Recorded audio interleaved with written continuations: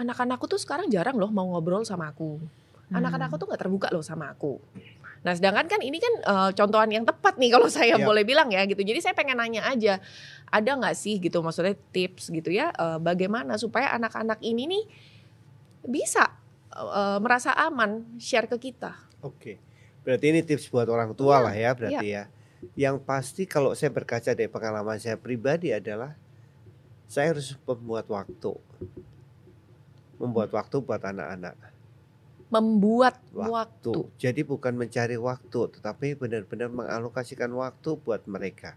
Kita nggak bisa sendiri dalam membangun keluarga yang sehat dan berfungsi. Apalagi mungkin kebanyakan kita tidak lahir dari keluarga yang seperti itu. Iya. Ya, kadang-kala istri pulang dari mana gitu kan, dia suka cerita begini. Nah, satu pertanyaan yang sering saya lontarkan, dan ini ada pertanyaan salah, ada kok bisa?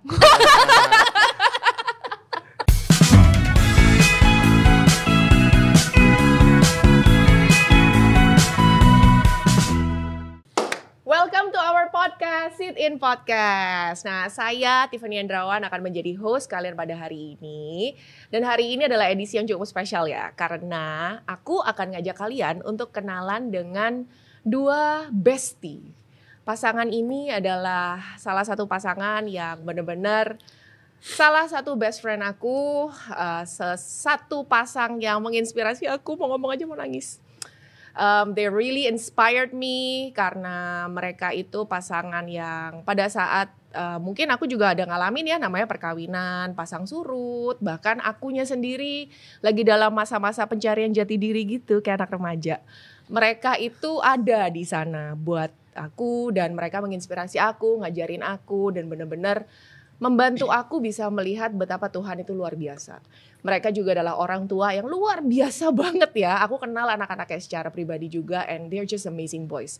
Aku sangat excited mau kenalin mereka buat kalian. Nah, tapi sebelumnya jangan lupa ya untuk follow dan subscribe kita di @GKDI Official, dan kalian juga bisa follow untuk update terkini di social media platform yang lain seperti Instagram, TikTok. Kita juga ada di Twitter, Threads, dan juga LinkedIn bahkan. Dengan username yang sama yaitu GKDI Official. Nah, pasangan yang tadi aku ceritain itu, sang suaminya itu adalah lulusan S1 Institut Pertanian Bogor di bidang statistik.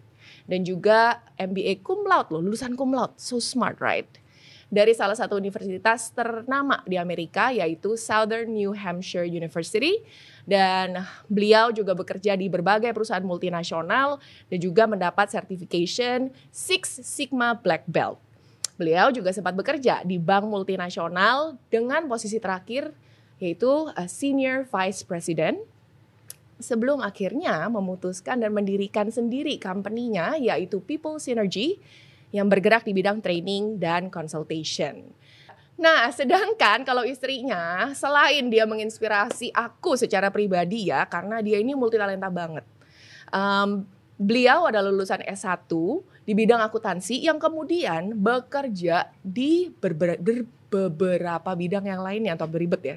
Termasuk event organizer dan juga sukses mendirikan bisnis sendiri di bidang fashion batik. Makanya saya pakai batik. Sudah bisa menebak siapa mereka? Langsung aja kita kenalan dengan Bapak, Ibu, Danang, dan Yuko. Hai. Khusus karena Anda berdua datang dari Solo, saya bawakan supporter 5.000 orang di ruangan ini. Mari kita tepuk tangan bersama-sama lagi. Luar biasa. Senang pasti. Mohon maaf ya, tapi sebelumnya kalau nanti dalam pembicaraan ini ada terlepas aku memanggil Mas Danang atau Sis Yuko gitu ya. Itu karena kita sudah terlalu ikrip. Bener gak sih? Sarani. Janji ya gak boleh berantem. Oke, mungkin. Oke, kita serius ya. Kita serius, kita durasi.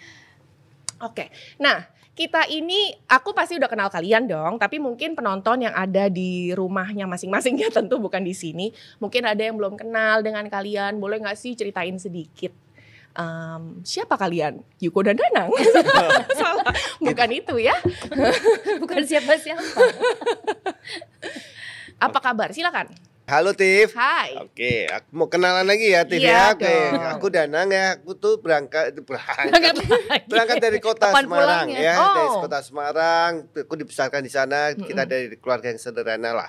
Dan kemudian setelah itu aku merantau untuk ngambil kuliah di PB, ambil statistik dan sempat kerja dulu 2 tahun di marketing research company SC Nielsen, terus habis itu baru sekolah lagi 2 tahun di US, ambil MBA dan kemudian lanjutin untuk spesialisasinya di operation management. Kemudian balik ke Indonesia, kemudian sempat kerja di GE, terus ya kemudian ke Compaq dan akhirnya di HSBC. Wow. Dan pas di HSBC aku traveling di beberapa tempat lah ya. Dan my position terakhir sebagai head of learning. Nah, kemudian dari sana aku decide part of my plan untuk follow my passion. So tahun 2012 keluar dari bank untuk kemudian diriin company sendiri, People Synergy. Dan disitulah aku mulai berkarya sebagai seorang trainer, facilitator dan juga sebagai seorang coach. Kira-kira seperti itu. Sepak terjangnya ternyata aku juga belum tahu banyak loh. Terima kasih loh aku dijelaskan Mas Danang. Consultation dan training di bidang apa? Oke, konsultasi di bidang apa? Banyak kan satu memang ada beberapa bidang ya, terutama sekali terkait dengan leadership management, kemudian juga terkait dengan proses improvement, proses re-engineering, dan kemudian juga seperti kredit, karena aku backgroundnya di banking, so kita banyak juga bantu perusahaan-perusahaan, terutama banking atau financial institution di area kredit dan juga collection. Oh wow, mau kasih tepuk tangan lagi nggak sih guys? Aku sampai amazed. Kalau Ibu Yuko? Hai. Belum apa-apa ketawa. Pak, ada apa sih di muka saya? Ada Dono kasih Oke. Hai Tiff, thank you ya Hai. pengenalannya. Kalau aku sendiri, aku lahir di Makassar, lalu aku pindah ke Surabaya dan besar di Jakarta. Ya, aku ya kuliah di Jakarta, kerja di Jakarta. Banyak terinfluence ya dengan pergaulan Jakarta. So I grew up dengan banyak pengalaman dan aku orang yang cukup mandiri sih. Oh wow, aku baru tahu loh ternyata kamu lahirnya di Makassar selama ini. Dan aku sekarang tahu kenapa kita ternyata klop, Besti. Surabaya ya. Ya ampun. Gak usah diajak ngomong apa Mas Danang, gak salah. Maaf ya. Terus bagaimana kalian ketemu ya? bertemu? Ini aku cerita ya. Boleh, ini sambil menyelam dapat ikan. Kalau orang lain kan sambil menyelam minum air. Selek ya. Oh iya benar juga. Masuk hidung perih. Kalau aku sambil menyelam dapat ikan. Jadi satu hari aku diajak teman nih. Aku udah kerja di salah satu bank, terus diajak teman, kerja yuk bareng gue di salah satu perusahaan yang tadi dia juga kerja. Ya singkat cerita kita ketemu lah. Cinlok. Oh, bukan cilok ya? Bukan. Gitu. Ditulah kita ketemu, lalu kita pacaran dan dalam waktu yang very short kita memutuskan untuk menikah. Betul, karena daripada direbut orang kan. Oh benar juga. Sebelum sadar gitu, jadi langsung. Memang strateginya bagus ya. Oh iya kita gini ya. Aku terus gini aja sendiri. Jadi dari pacaran menuju kawin berapa lama tuh kalau langsung dipepet dan dikawinin? Coba nih berapa lama? Kita sebenarnya baru deket, kemudian 3 bulan lah kita langsung menikah. 3 bulan itu termasuk persiapan pernikahan, termasuk bikin baju wedding. Oh wow, dan ternyata ya kalian lebih ekspres daripada aku. Aku pikir saya dan suamiku 6 bulan tuh udah ekspres. Luar biasa, kita menemukan pemenangnya. Tepuk tangan lagi. Hari ini kita banyak tepuk tangan loh. Terus Mas Danang dan Sis Yuko, agak kaku lah aku ya. Anyway, terus Mas Danang dan Sis Yuko, kalau mendengar dari sepak terjang, profil kalian yang maksudnya bahkan dari segi karir itu kan promising banget ya, menjanjikan, sukses bahkan bisa dibilang ya Mas Danang. Dari tadi track record yang diceritakan itu wow banget gitu. Dan Yuko juga sebenarnya bekerja di bidang fashion batik yang saya tahu, saya secara pribadi juga salah satu pengguna pengguna, salah satu penikmat desain dari Yuko waktu itu. Yang menarik banget adalah tadi kan saya tahu bahwa kalian berdua sekarang itu melayani di Jemaat Solo. Ya. Apa yang membuat kalian tergerak atau maksudnya memutuskan untuk pindah ke Solo? Oke. Satu pertanyaan yang bagus banget ya. Karena memang jujur pada awalnya memang nggak terfikirkan.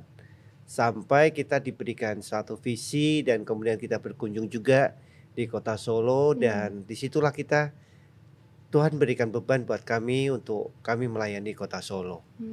Jadi itulah yang sebenarnya menjadi tipping point buat kami untuk kemudian